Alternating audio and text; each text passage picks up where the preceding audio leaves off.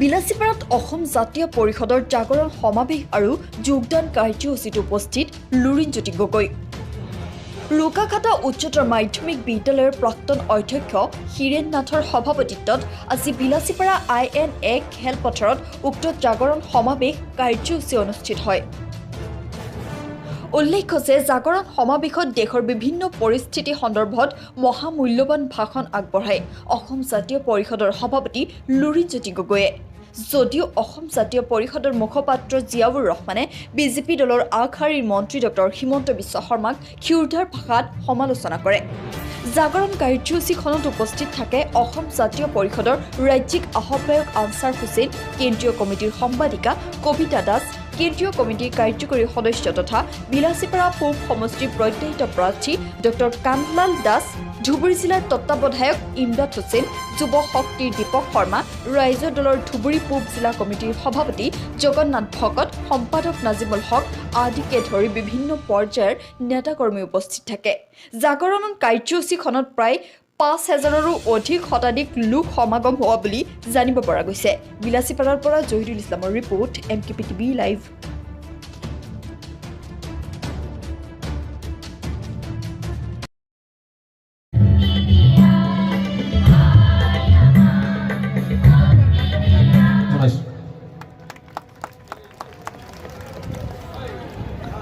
এইবাৰ সম্বৰ্ধনা জনাবলৈ লৈছোঁ অসম জাতীয় পৰিষদৰ এইবাৰ সম্বৰ্ধনা জনাবলৈ লৈছোঁ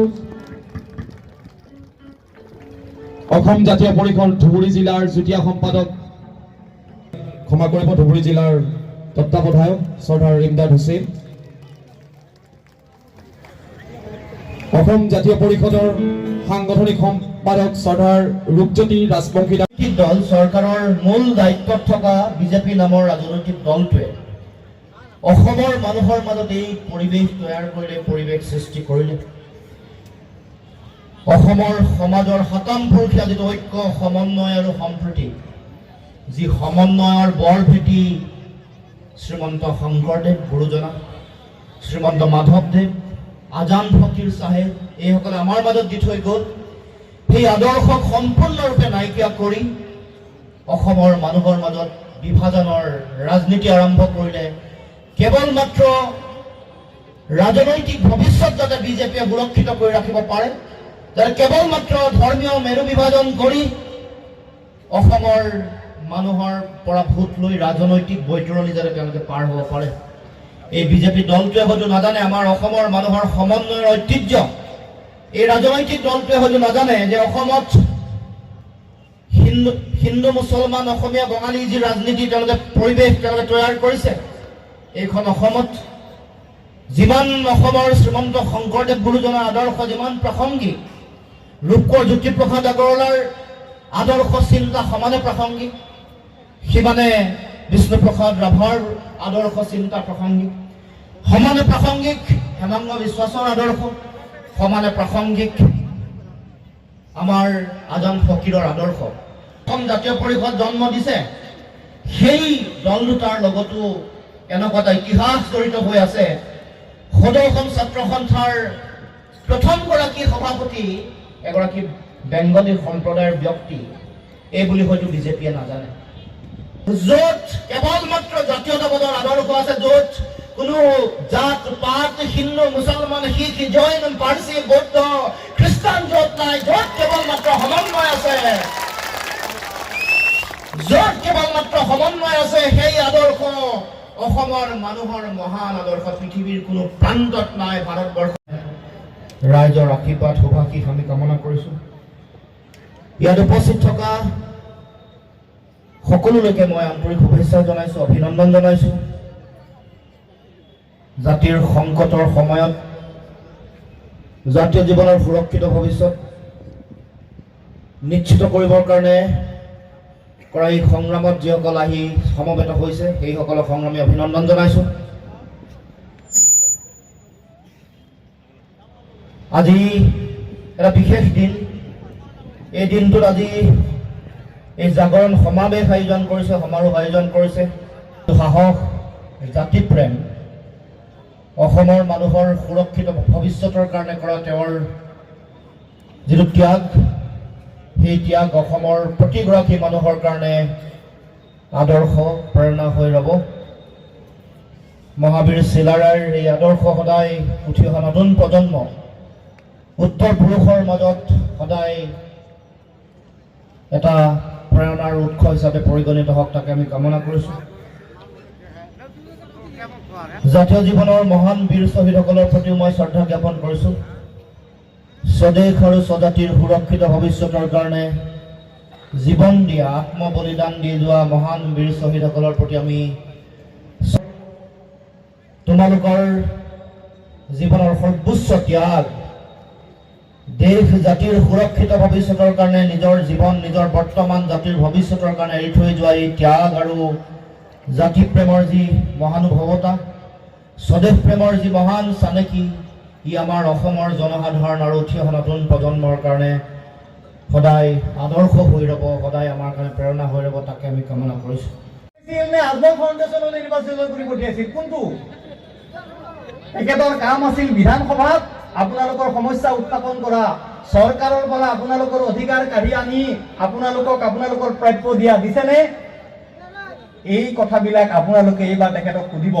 মই মোৰ বক্তব্য দীঘলীয়া নকৰোঁ। মাননীয় লুৰিণজ্যোতি গগৈ ডাঙৰীয়া আছে ইয়াতে, এই আলি ডাঙৰীয়া, নজিবুল আলী ডাঙৰীয়াই এখন গামোচা দি চকু পানী ওলাই গৈছেনে তেখেতৰ? আৰু কৈছে, বোপা আপোনাৰ ওপৰত আমাৰ দেশখনৰ ভৱিষ্যত। মই তেখেতৰ সৈতে গোটেই অসম ভ্ৰমণ কৰিছোঁ। হাজাৰ হাজাৰ মানুহে য'তেই যায় আগুৰি ধৰে। আমাৰ সিদিনাখন হোজাইত ডাঙৰ মিটিং এখন হৈছিলে, বহুত মানুহ হৈছিলে।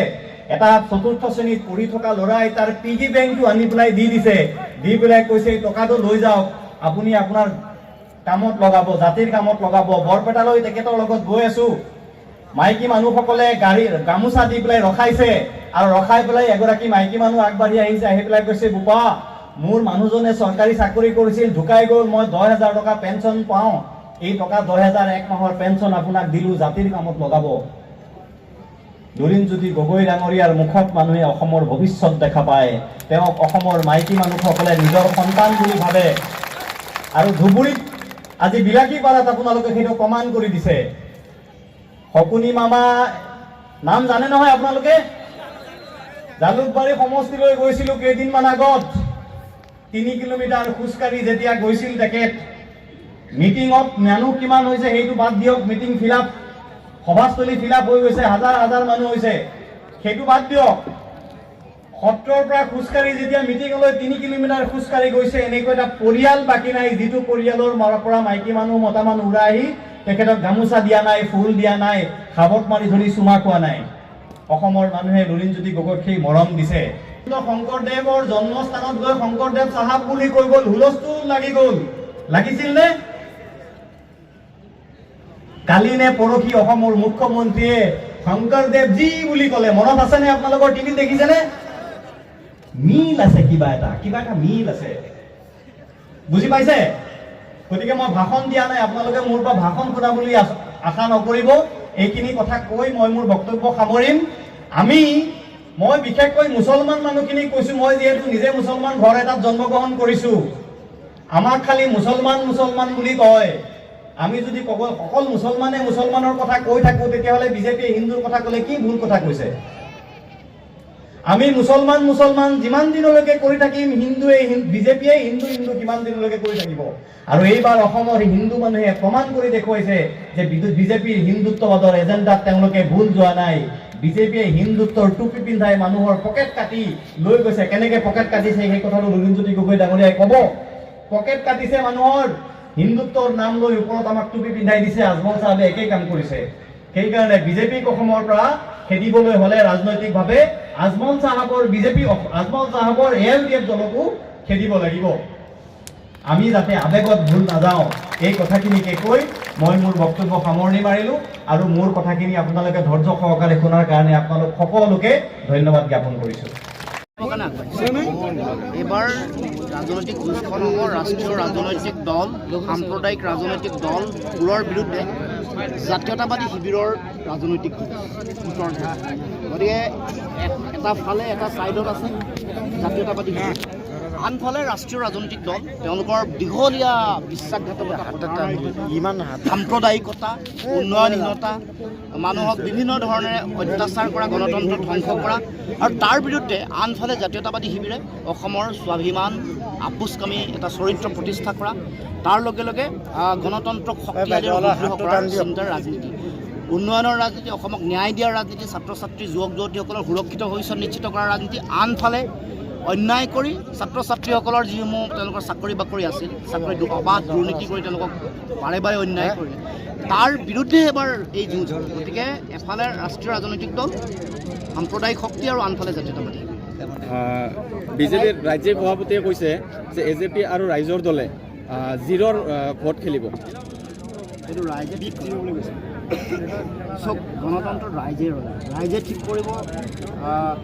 জাতীয় পৰিষদ জাতীয়তাবাদী শিবিৰৰ ভৱিষ্যত কি হ'ব ৰাইজে কি বিচাৰিছে ৰাইজে জানে আমি এনেকুৱা অহংকাৰী মানুহ নহয় যে আমি কোনোবাই 0 পাব কোনোবাই 100 পাব আমি ৰাইজৰ জনতাৰ ওপৰত বিশ্বাস ৰাখিছোঁ ৰাইজে আদৰি লৈছে এবাৰ জাতীয়তাবাদী এখন চৰকাৰ হ'ব এইটো কোনোৱে ৰোধ কৰিব নোৱাৰে যিমান অপপ্ৰচাৰ যিমান যি ধৰণৰ তিৰ্যক মন্তব্য যিমান অপমান একোৱে ৰাখিব নোৱাৰে এইবাৰ অসমত এখন জাতীয় চৰকাৰ ৰাজ্য দলৰ লগত মিত্ৰতা সম্পূৰ্ণ ইতিমধ্যে চূড়ান্ত হৈছে আৰু আমি ইতিমধ্যে একেলগে বহি আনুষ্ঠানিকভাৱে আমাৰ যিসমূহ চিটত আমি প্ৰাৰ্থী দিম কিমানখন আসন লাভ কৰিব বুলি আপুনি দাবী কৰে ৰাইজে ঠিক কৰে ৰাইজক অপেক্ষা কৰে ভোট দিব ৰাইজে মই কিয় ক'ম ৰাইজে ঠিক কৰিব এতিয়া বৰ্তমান চৰকাৰে যে কৈছে যে 100ৰ পৰা 150টা ভোট পাব অহংকাৰী চৰকাৰ আমাক এইটোৱে লাগে অহংকাৰী বুলি অহংকাৰী চৰকাৰ